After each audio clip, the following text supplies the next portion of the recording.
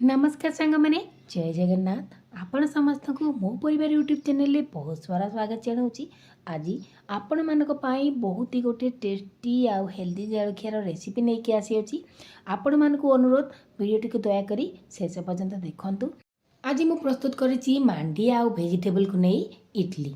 मांडिया आउ वेजिटेबल जेहेतु एतिरे आड होती तो सी देह पाई एकदम स्वास्थ्यकर आउ खाइबा मते बहुत टेस्टी लगे। एबे चलतु इडली बनवा स्टार्ट करवा। एपटे मुझे गोटे बड़ जगह से गोटे कप मांडिया चूना आउ ता सहित नहीं जाइए गोटे कप सुजी। जदि आपण मानकर सुजीटी मोटा दाना होता आपन ताकू ग्राइंडिंग कर नहीं पारे कि मोर पतला दानार सुजी थिला माने गोटे कप मांडिया चूना रे गोटे कप सुजी ता सहित नहीं जाइए हाफ कप ठू टिके अधिका दही। तो ये है मेजरमेंट। एबे देखि पार्थिबे एबे मो से अल्प पानी दे देछि आउ से पकई देछि स्वाद अनुसार लूण।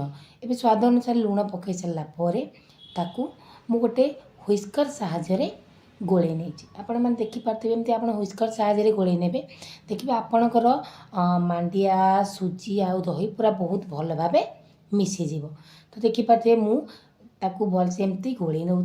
आउ ए इडलीटी आपण मैंने आराम से इनस्टांट बनईकी खाई पारे जेहेतु आपको आम इनस्टांट बनाऊे तो आपको बनवा को बहुत कम समय लगी था। तो दरकार अनुसार आम पानी ऐड करवा।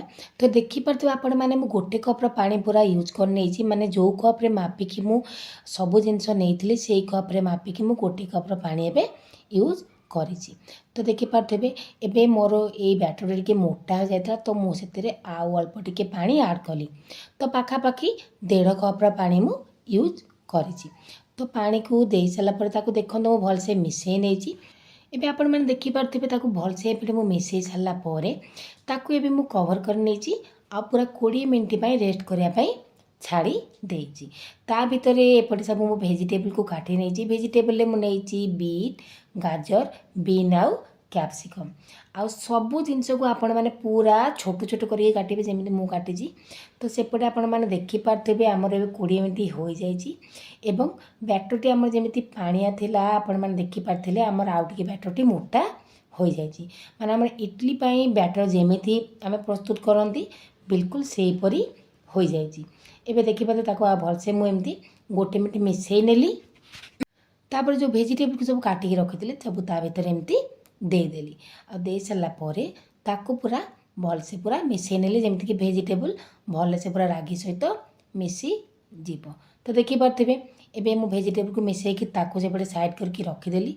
ता भर एपटे तड़का पैन को मु गरम कर नहीं से पकई देछि गोटे चामचर तेल। एबे तेल मोर गरम हो जाता से मु पकईदेली हाफ चामचर सोरिष पकईदेली। सोरिष मोर फुटीगला तापर से पकईदेली बिरी आउ बुट डाली गोटे चामच ताकू बिरी आ बुट डाली को टिके समय मु भाजवा को छाड़देली। तापर पकईदेली भृसंग पत्र ए सब को मु गोल्डन ब्राउन कलर हवा पर्यंत टिके समय एमती भाजी नेली जमीक सब जिनस भलसे टिके कलर चेंज हो। तो देखिपारे एमती मुझे चलई नेली। एबे मोर तड़का पूरा बनिकी रेडी हो गला। एबे गैस रो फ्लेम को मु ऑफ कर देली और ऑफ कर सारा पर यही तड़काटी को नहीं जो पूर्वर मु रागीर बैटर बनई इडली पाई ता ऊपर देदेली। तो ये सब को दे सारा पर ताको देखिपारे आपण मैंने भलसे एमती मिसी ने आपण मैंने जब भी रागी एमती इडली बनइबे देखिए एमती तड़का देकी बनइबे तार टेस्ट आहुरी बहुत बढ़िया लगी था। जेहेतु इडली बनइबा तो एपटे इडली स्टांड नहीं आसी सेपटे पानी मु गरम होगा छाड़ी देछि आउ एपटे तार स्टांड नहीं आसी जाइए आउ तापर टिके ऑयल ग्रीस कर नहीं। आउ एबे जो रागीर बैटर बनई से गोटे पिंच सोडा माने खाइबा सोडा मु पकई देछि जेमिति कि भल से फुलिबो एवं ताकू टिके मिसई नहीं। एबे सोडा पकेला सांगे सांगे ही याकू आमे इडली बनवा स्टार्ट कर देबा नहले बिल्कुल भी भल लगे कारण सोडा बनइबे जिते सांगे सांगे याकू प्रिपेयर करेंगे। तो देखिपारे मुझे इडली आमे बनाती तो रागीर बैटर को नहीं सेमती इडली स्टांड रे दे देछि आउ सबू स्टांड गुड़िक एबे मु सेई प्रोसेस रे फिलअप कर देछि। आपण माने देखिपारे मु सबू इडली गुड़िक एमती बनई नहीं। सांग मैंने यही रागी इडली रेसिपी जब आपण मानक भल लगे निहाती भाव गोटे लाइक करेंगे शेयर करेंगे आ चैनल जब नुआ अच्छा ना चैनल को सब्सक्राइब करने निहाती भाव भूलें। आ भितर पानी मोर गरम हो जाता। एबे इडली स्टांड जो इडली को मुझे बनई ताकू ता भितर देदेली। एबे ताकू कवर करके पूरा 10 ରୁ 15 मिनिट सिझापी छाड़देली। तो देखिपे 10 ରୁ 15 मिनट ए सीझी सारा पर आपण मैं देखा आम इडली गुड़ के सुंदर बनी इडली सीझी कि ना चेक करने गोटे चामच एमती मझे मुझे पुरेली देखिले आमर चामच एकदम क्लीन आसला तार आमर इडली पूरा परफेक्ट भाव में बनी जाए। तो टिके समय ताक मु ठंडा हाँपाई छाड़देली आपण मैंने देखिपे मोर इडली गुड़िक के सुंदर भाव में बाहरी आसूँ। बस छुरी ता चारिपट साइड को एमती छड़े नहीं आ पूरा आराम से पूरा बाहरी आसूँ। तो देखिपुं तो सांग मैंने केते कम समय आउ केते सहजे आमर गोटे बहुत ही टेस्टी जलखिया बनिकी रेडी हो गला जहाँकि देहपाई बहुत स्वास्थ्यकर आ पार्टी को एकदम सुआदिया।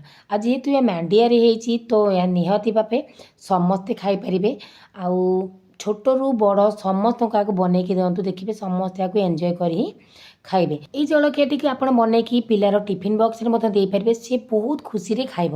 आ ता सहित मु बनै देइथिली हमर टमाटर गोटे बहुत ही टेस्टी चटनी। तो रागीर इडली आ ता सहित टमाटर चटनी कॉम्बिनेशन पूरा जबरदस्त।